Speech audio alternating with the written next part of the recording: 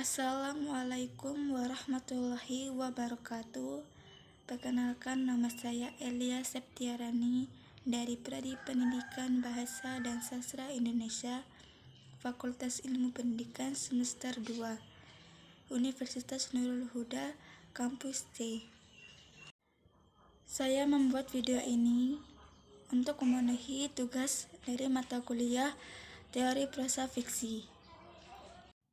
Di sini, saya akan menceritakan kembali tentang novel saya yang berjudul 11 Patriot, di mana ditulis oleh Andrea Hirata, penerbit Benteng Pustaka.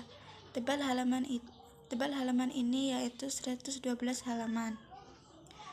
Novel ini mengisahkan tentang seorang anak yang bernama Ikal, yang bermimpi untuk menjadi sepak bola untuk menjadi kebanggaan ayahnya. Kecintaan pada bola berawal dari ketika ia menemukan sebuah album yang disembunyikan oleh orang tuanya. Dari rasa penasaran itulah akhirnya Ikal menemukan bagaimana ayahnya jadi seperti ini.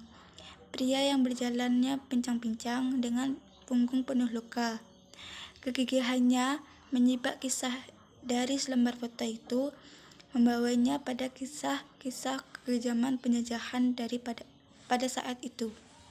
Ayah Ikal pada masa mudanya adalah bungsu dari 3 bersaudara yang sangat mencintai sepak bola.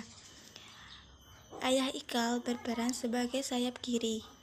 Piawaian mereka di lapangan dianggap Belanda pada zaman itu menduduki Indonesia sebagai ancaman tidak main-main. Van Halden sebagai utusan VOC di Indonesia memahami bahwa keberadaannya di negeri ini juga ada kaitannya dengan politisi dari utusan Ratu Belanda. Setiap aspek termasuk sepak bola adalah politik. Ia akan menggunakan satu tujuan untuk melanggengkan penduduk Belanda di Indonesia. Lagi pula selama ini tidak ada yang berani mengalahkan tim sepak bola gabungan dari Belanda. Maka kepopuleran dari tim 3 bersaudara itu dapat mengancamnya dari 2 sisi. Simpati pada 3 bersaudara itu dapat berkembang dan menjadi lambang pemberontakan, sekaligus mengancam tim sepak bola Belanda. Mau tidak mau, mereka harus bungkam.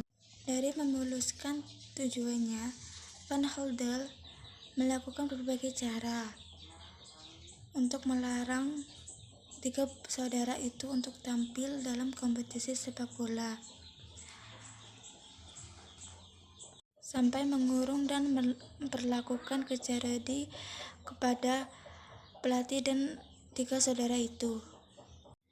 Sekembali dari bola buangan, 3 bersaudara itu kembali bekerja di parit tambang.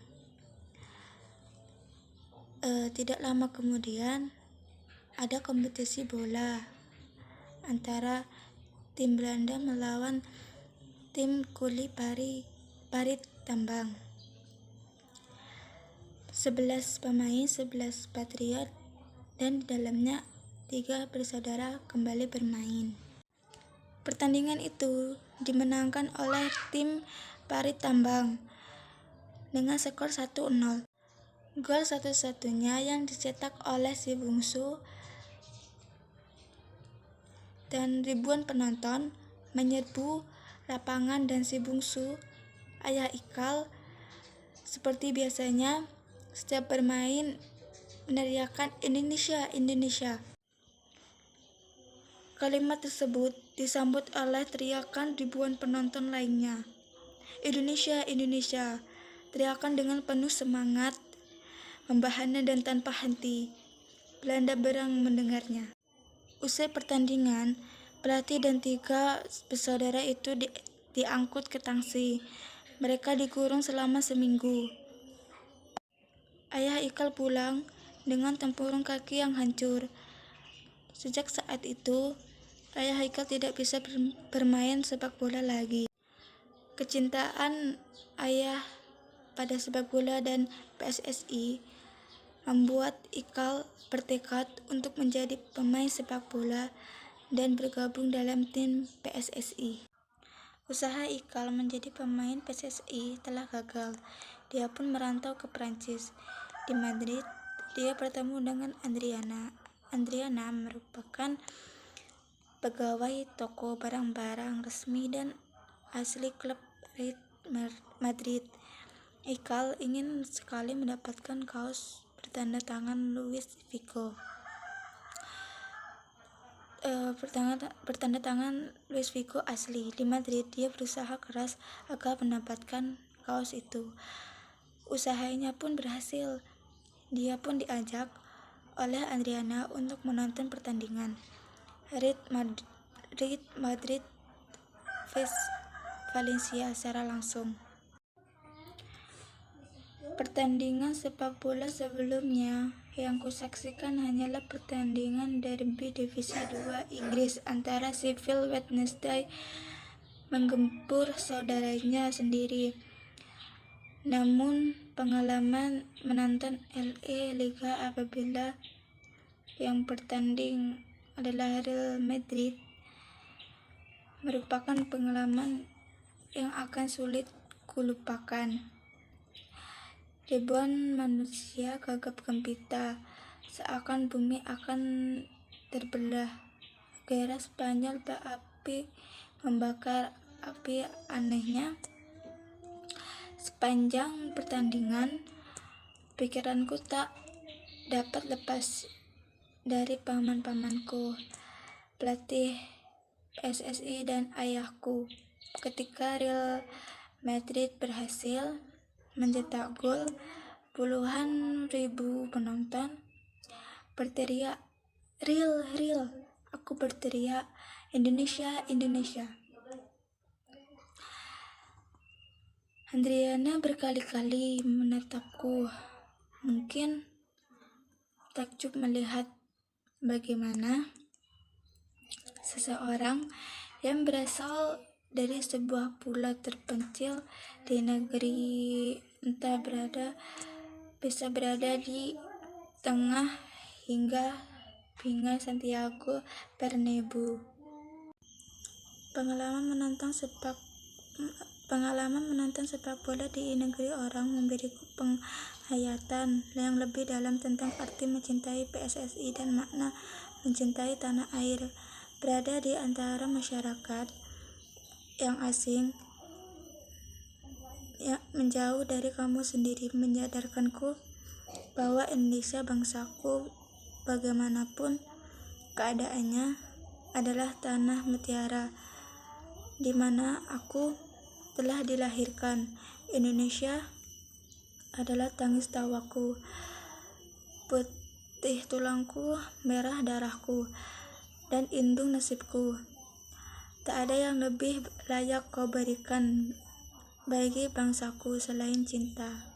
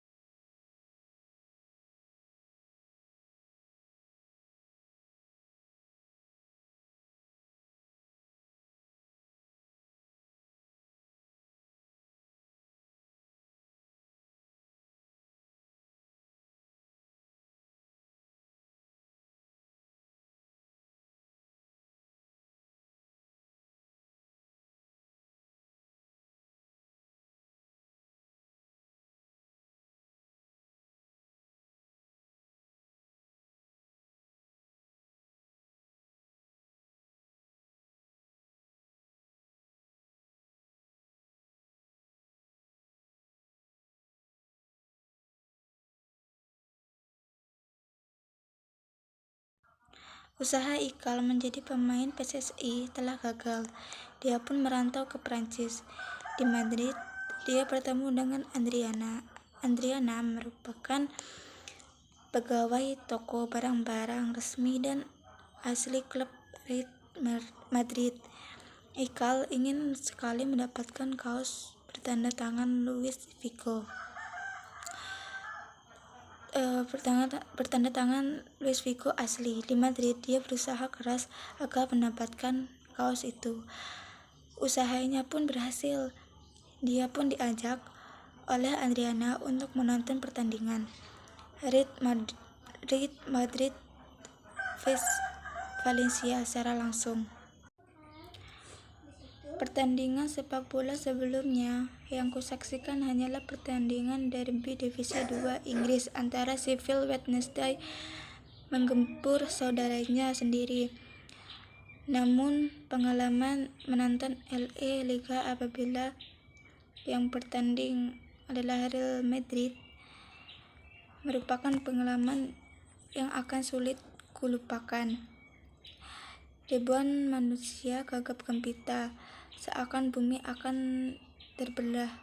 Gairah Spanyol berapi membakar api. Anehnya, sepanjang pertandingan, pikiranku tak dapat lepas dari paman-pamanku, pelatih PSSI dan ayahku.